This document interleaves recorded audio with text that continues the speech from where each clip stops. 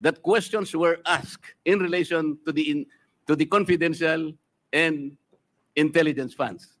To my mind, Mr. Chair, these particular funds were subjected to a notice of disallowance. But the notice of disallowance by its nature, by its very nature, Mr. Chair, is contestable. It is appealable. It is yet to be explained. And initially, as explained by the representative of COA, the notice of disallowance suffered by way of supporting documents, by way of non-compliance with certain requisites. What if the Vice President is able to provide all the supporting documents? What if finally she is able to come up with the requisites required in order for you to consider that all these funds are eventually allowable and they are not disallowed? And chances are she may be able to do that. Hindi po final judgment ang notice of disallowance. As a matter of fact, based on COA's own representation the other day, the Vice President received the notice of disallowance only on August 24, 2024, which means, Mr. Chair, the Vice President has 6 months within which to reply and make an answer. That is correct, Madam COA. So 6 months is up to February 2025. We should give her all the allowance. We should give her the time because 6 months is 6 months. So why are we rushing to make a judgment? As a matter of fact, as I have already initiated earlier, Mr. Chair, when you said that anything we can discuss in this committee provided it is of public interest, and you said that intelligence funds and confidential funds are public interest. But I said, because of our own rules, we should make a prior and preliminary determination that is directly and principally connected to malfeasance, misfeasance, or nonfeasance. We have not made that determination. How can we now begin questioning whether or not the intelligence funds covered by an initial notice of disallowance is already directly and principally connected with nonfeasance or misfeasance or malfeasance? Madam COA, how many agencies of government today are subjected to notice of disallowance? Do you have a number? How many agencies today? Chair, With all due Chair, respect point of to order, the Mr. Honorable... But that is a question I will leave, and I will Yes. terminate But- my manifestation, Madam. Yes, but I will. I I would believe, like Mr. to Chair, that respond. this is still my time. Yes, but I would like to respond to your manifestation, Congressman Marcoleta. Parliamentary Let inquiry, me- Mr. Chair. Parliamentary inquiry. What is muna. the parliamentary inquiry of the I would Honorable like to Abante? ask the Honorable Marcoleta, is he rebuking this committee? What is the question, Mr. Chair? Are you rebuking this committee? Why am I supposed to rebuke the committee? I am You not. have been saying things for a while. What? You have been rebuking this committee. You are saying that. We're not blaming the Vice President on this. I asked Honorable the question. Marcoleta, we I asked are the not question. They do have blaming the right to the- defend 1 minute, that. 1 minute suspension is taken by the chair. Move to suspend.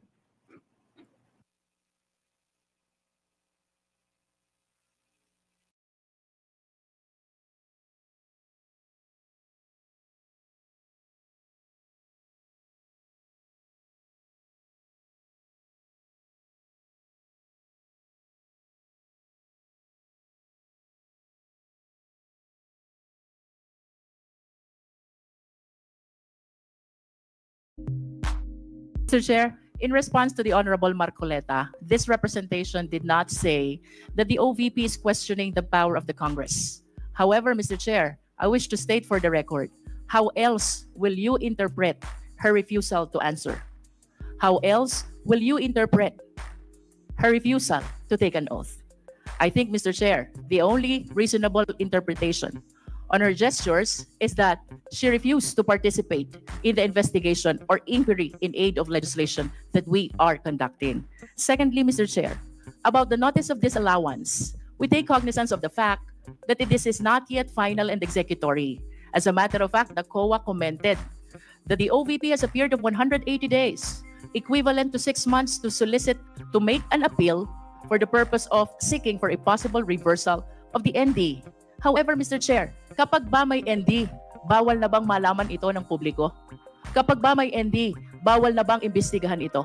And it is on this light that I invoke that public office is a public trust, and at all times, we are accountable to the Filipino people.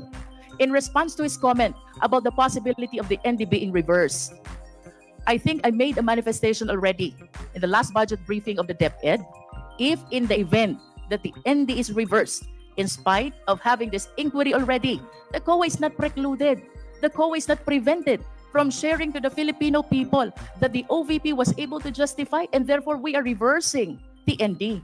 In conclusion, Mr. Chair, I wish to emphasize that there is no law which prevents the Congress, which prevents the COA from discussing, deliberating on the subject matter of the notice of disallowance. Thank you, Mr. Chair. Can I still have a question? I will give you 1 minute. Para lang po sa understanding ng mga Pilipino, pwede po bang pakidistinguish in layman's term, confidential fund from regular fund in two aspects. One is procurement, second is liquidation. Because we've been discussing about CF, confidential fund. The question is, naiintindihan ho ba tayo ng mga Pilipinong mamamayan? Now, I think it's high time for us to explain. COA, ano po ba ang diferensya o pagkakaiba? Confidential from regular with respect to one is procurement and second is liquidation. Thank you, Mr. Chair. COA, any representative from COA? Yes, Attorney Camora. As to the confidential fund, it refers to a lump sum amount provided to NGAs, LGUs, and COBs for their confidential expenses, which expenses pertain to or are related to surveillance activities in civilian government agencies that are intended to support the mandate or operations of the agency. The audit of the confidential fund is based on the... Can we explain on the process of procurement or disbursement? You said it is a lump sum fund. May procurement process po ba kapag confidential fund? Since it involves confidential activities, There is none. There is no procedures on procurement. No compliance to procurement law is necessary for confidential fund. Yes, There Madam is no Chair. posting, there is no bidding. Tama po ba? Tama po, Mr. Chair. And with respect to the regular fund, we have to comply. In other words, the law on procurement and bidding has to be followed. Tama po? Good morning, Mr. Chair. Yes po, tama po. Yes. Now let's go to liquidation. Ano pong diferensya ng confidential fund with the regular fund in terms of liquidation? Mr. Chair, yung sa liquidation ng confidential fund is provided for under the joint circular. So, hindi po necessary na sinusunod namin yung sa regular fund.